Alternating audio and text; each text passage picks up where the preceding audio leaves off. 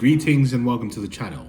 My name is Dr. Gyesie, transformational coach and master energy architect here at Inner Mileage, where we help folks understand the trauma-informed basis of limiting self-beliefs and how to take inspired action to live and create a resonant life right here. Today we're going to talk about, on the awakening journey for empaths, how radical acceptance breaks the narcissist spell. How radical acceptance breaks the spell of the narcissist. So we know that empaths don't just feel, empaths absorb, empaths reflect, and empaths transmute. But for many, this gift has become a curse, especially when entangled with a narcissist. A radical acceptance is not surrender to harm. It is the most precise energetic surgery to cut cords, to rise from the hell realm of spiritual slavery, and to break the invisible spell of narcissistic control. This isn't just spiritual, it is biological, it's psychological, it's mathematical, and importantly, it's in the quantum realm. And today we unpack the entire architecture of this healing so you can walk out free. You see, narcissistic abuse hijacks the empath's nervous system, really going to deconstruction of this spell. And it does that by firstly constantly activating the amygdala, which scans for emotional danger. Then the vagus nerve, which is really the key organ for emotional regulation, collapses into a dorsal shutdown, which creates freeze, which creates fog, which creates fawning. And then the reward circuit is triggered through intermittent reinforcement, whether it's love bombing, followed by withdrawal, etc. And when we look at this scientifically, in terms of Berridge and Robinson and others, we know that the empath bonds not to the person, but to the hope of resolution, which is neurologically addictive, right? But here's the kicker. Your resistance was actually happening keeps these circuits alive, i.e. resistance equals repetition and acceptance equals interruption.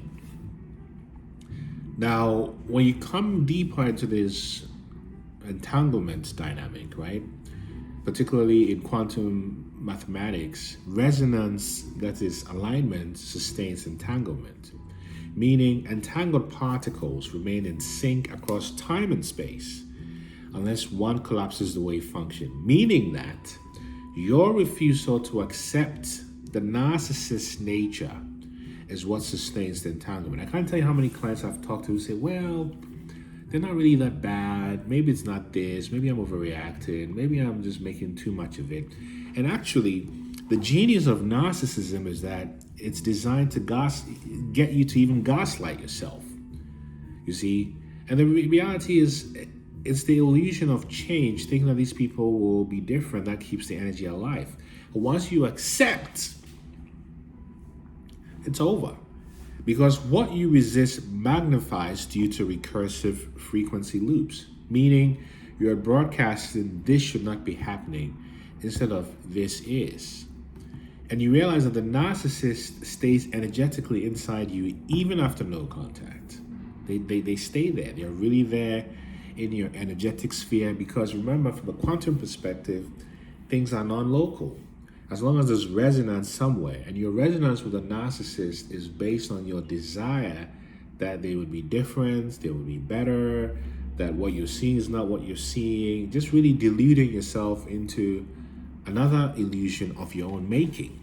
So you're actually not only on the receiving end of abuse from the narcissist, but you're also abusing yourself by refusing to accept. And you're not abusing yourself by refusing to accept because you enjoy abusing yourself. It's because you don't even realize how entangled you are in this place of radical bypassing of your own standards. So we're just going to understanding what acceptance is and why it's difficult to accept reality. The famous essayist Anais Nin often said, this is a tribute to her, that we don't see the world as we are, as it is. We don't see the world as it is, we see the Lord as we are. And a compendium to that is, we don't attract who you want, we attract who we are. So I'll make a reference here to the Buddha, particularly on the first noble truth.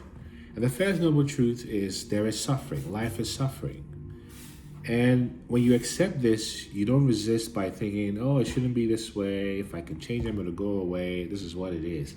Suffering ends not when pain ends, but when your attachment to illusions end. Because it's the illusions that create your suffering.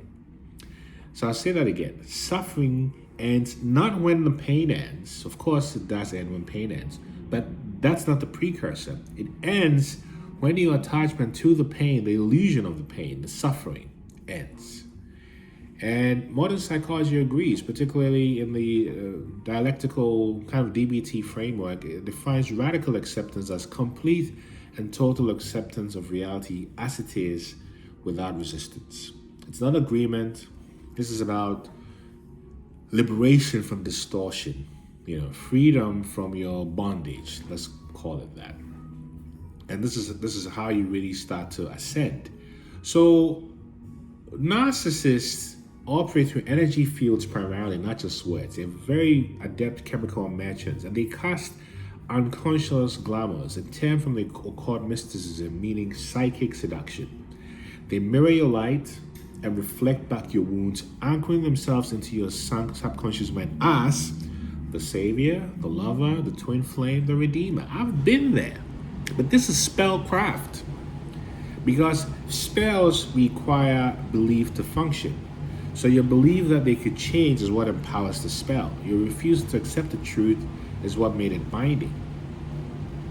Then when you come into radical acceptance, borrowing from science here, in thermodynamics specifically, entropy increases when a system resists equilibrium, meaning when you accept what is without distortion, the matrix system collapses, energy is released, and new order becomes possible. And in your nervous system, acceptance deactivates the sympathetic overdrive, meaning you can move from fight, flight to ventral safety, and you return to clarity, choice, and sovereignty, meaning that you no longer absorb, you observe. You no longer fix, you free. If any of this that I'm sharing with you resonates, type transform in the comment section. Let us know your relationship to this, and if we can be of help, book a free session on our website, innermileage.com. Now, to give you some religious and spiritual insight as I wrap up here, Paul wrote in 1 Corinthians 13:12 that now we see through a glass darkly, but then face to face. Meaning, radical acceptance removes the distortion in the mirror. You see face to face. Acceptance in Islam, particularly Sufism, is called Rida, contentment with divine decree. You stop playing God and start to play and partner with reality, or dance with life, as Philip Moffitt, the Buddhist teacher, would say. And in Kabbalistic traditions, Da'at, which is true knowing, emerges only when illusion is burned away. And in the Buddha Dharma again, the path of wrathful deities teaches that clarity often comes not from comfort, but from piercing truth. So if you're ready to move beyond the spell, know that this is your moment not to get revenge. This is your moment not to get closure. It's your moment to get free. And radical acceptance is not a concept, it's a frequency. And when you embody it, the narcissist disappears without a word, because you're no longer tuned to the dimension they exist in. You don't need them to change. You only need to stop believing they ever could. If this opens something in you, and when you're ready, book a one-on-one session, type transform in the comment section, and remember to sit in stillness. Sit in stillness and declare your freedom out aloud. Declare to yourself, I am whole, I am not broken. I am awakening, I am no longer asleep. And I'm beginning to see things as they are, not as I want them to be. But I will take action to create the life I want to be. But to be able to do that, I start from a place of radical acceptance of what is. That is the true freedom, the freedom from the known. If this resonates with you, don't forget to like, share, and subscribe. See you soon.